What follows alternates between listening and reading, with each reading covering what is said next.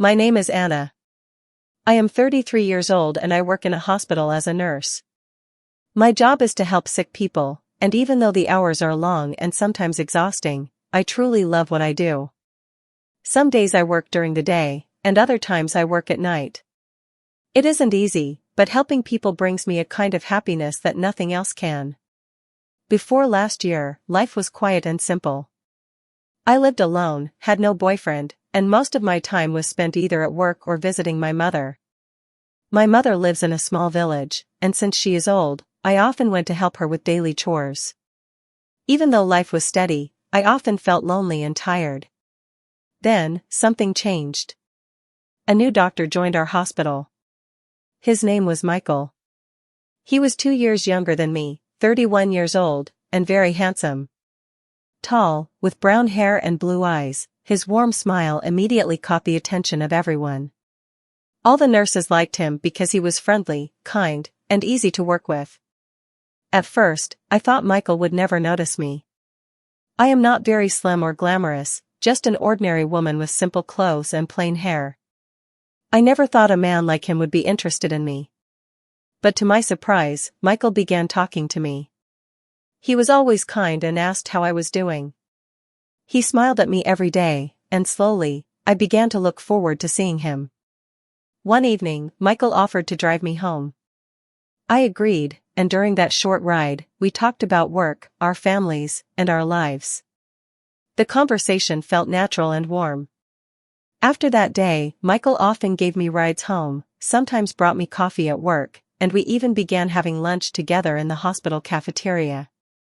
I started to like him more and more. Eventually, Michael asked me out to a movie on one of our days off. I said yes. We watched the film and later went for a long walk, talking for hours. I felt happy, almost like a teenager again. For the first time in a long while, I thought maybe someone truly liked me. But then, everything changed. A few days later, Michael confessed something that shocked me: he was married. His wife's name was Laura. They had been married for 5 years and had no children. Michael admitted he was unhappy in his marriage, that they had grown apart, and no longer shared common interests. He said he felt more alive with me, more understood. I didn't know what to say. I cared for Michael deeply, but I didn't want to be the reason someone's marriage broke apart. I felt confused and conflicted. One weekend, while shopping at a large supermarket in the city, I saw Michael again, but this time, he wasn't alone. He was with a woman I instantly knew was Laura. She was tall, elegant, and looked like a model. Her clothes were expensive, her smile radiant. They were laughing together, looking like a happy couple.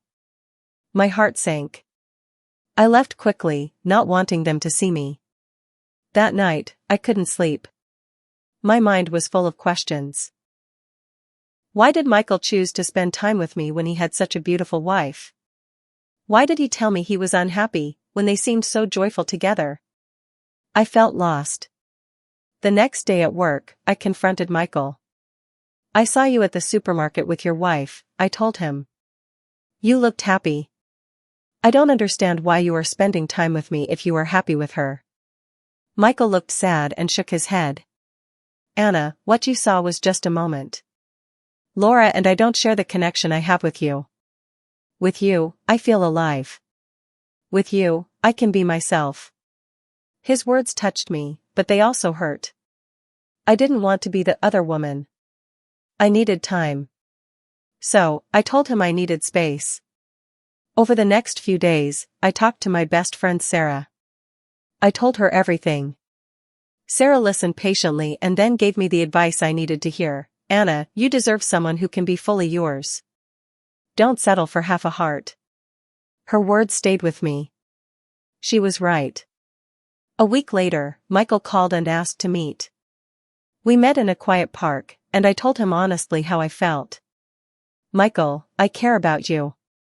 But I can't continue like this. You need to decide what you really want. If you are unhappy in your marriage, you must talk to Laura.